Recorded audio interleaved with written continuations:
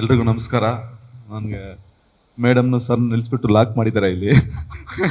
ಏನು ಮಾತಾಡೋದು ಗೊತ್ತಾಗ್ತಾ ಇಲ್ಲ. ಸೊ ಎಲ್ಲ ಮೀಡಿಯಾದವ್ರಿಗೆ ತುಂಬ ಥ್ಯಾಂಕ್ಸ್. ಈ ಸಿನಿಮಾನ ಡೇ ಒನ್ನಿಂದ ಪೂಜೆಯಿಂದ ಇಲ್ಲಿವರೆಗೂ ಸಕ್ಸಸ್ವರೆಗೂ ಹಂತ ಹಂತವಾಗಿ ನೀವು ಅದನ್ನು ತಗೊಂಡ್ಬಂದಿರೋದು ತುಂಬ ಥ್ಯಾಂಕ್ಸ್ ಮೀಡಿಯಾದವ್ರಿಗೆ. ಸೊ ಈ ಸಿನಿಮಾ ಫಸ್ಟ್ ಮಫ್ತಿ ಹಿಟ್ ಆದಾಗ ಸಿನಿಮಾ ರಣಗಲ್ ಅಂತ ಸಿನಿಮಾ ಮಾಡಲೇಬೇಕು ಅಂತ ಫಿಕ್ಸ್ ಆಗಿದ್ದು ಶಿವಣ್ಣನ ಫ್ಯಾನ್ಸು. ಸೊ ಶಿವಣ್ಣನ ಫ್ಯಾನ್ಸ್ಗೆ ಫಸ್ಟ್ ಕ್ರೆಡಿಟ್ ಹೋಗಬೇಕು. ಸೊ ರಣಗಲ್ ಅನ್ನೋ ಟೈಟ್ಲನ್ನ ಶ್ರೀಕಾಂತ್ ಸರು ರಿಜಿಸ್ಟರ್ ಮಾಡಿಸಿದ್ರು. ಸೊ ಈ ಸಿನಿಮಾ ಆಗಲೇಬೇಕು ಅಂತ ಕಾರಣಾಂತರಗಳಿಂದ ಅದು ಮುಂದೆ ಹೋಗಿ ಒಂದು ಟೈಮ್ ಬಂತು.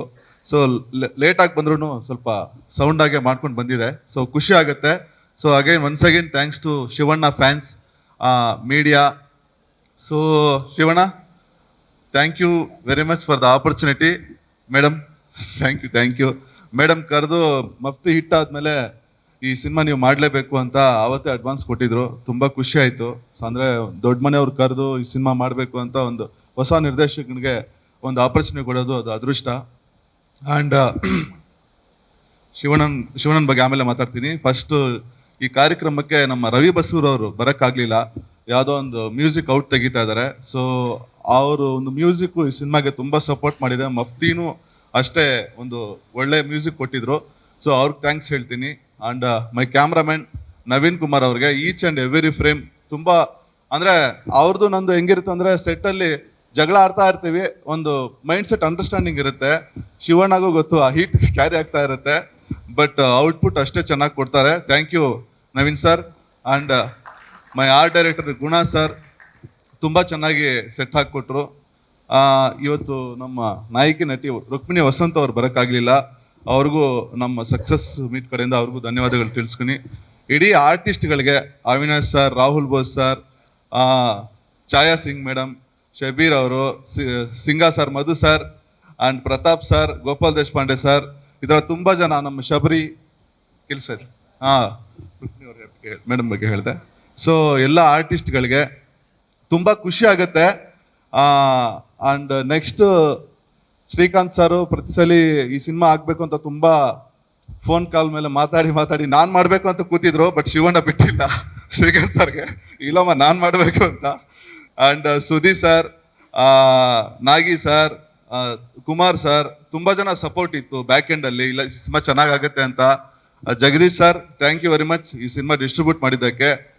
And Shekhar sir, thank you very much. And ಅಣ್ಣನ ಬಗ್ಗೆ ಮಾತಾಡ್ಬಿಟ್ಟು ನನ್ನ ಡೈರೆಕ್ಷನ್ ಟೀಮ್ ಬಗ್ಗೆ ಮಾತಾಡ್ತೀನಿ.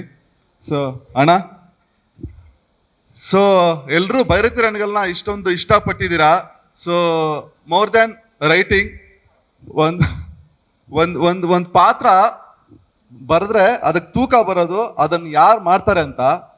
ಸೊ ಶಿವಣ್ಣ ಹಾಕಿರೋ ಕಾಸ್ಟ್ಯೂಮು ಇವತ್ತು ಚಿಕ್ಕ ಮಕ್ಕಳು ಆ ಫಾರಿನಲ್ಲಿ ಧನಂಜಯ್ ಸಾರು ತುಂಬ ಜನ ಬ್ಲಾಕ್ ಕಾಸ್ಟ್ಯೂಮ್ ಹಾಕೊಂಡಾಗ ಖುಷಿ ಆಗುತ್ತೆ. ಅಂದರೆ ಯಾರು ಹಾಕ್ತಾರೆ ಅದು ತುಂಬ ಇಂಪಾರ್ಟೆಂಟು. ಅಲ್ಲಿಂದ ಬ್ರ್ಯಾಂಡ್ ಶುರು ಆಗುತ್ತೆ. ಅದು ಶಿವಣ್ಣ ಒಂದು ಬ್ರ್ಯಾಂಡ್ ಕ್ರಿಯೇಟ್ ಮಾಡಿದ್ದಾರೆ, ರಣಗಲ್ ಅನ್ನೋ brand. Thank you Shivanna. Shivanna interval ಬ್ಲಾಕಲ್ಲಿ ಒಂದು 3/4 kg ರಾಡ್ ಕಬ್ಬಣ ಎತ್ತಾರೆ. ಆ 3/4 kg ಇವತ್ತು 1000 kg ತೂಕನ ಕೊಟ್ಟಿದೆ ಇಂಟರ್ವಲ್ ಬ್ಲಾಕು.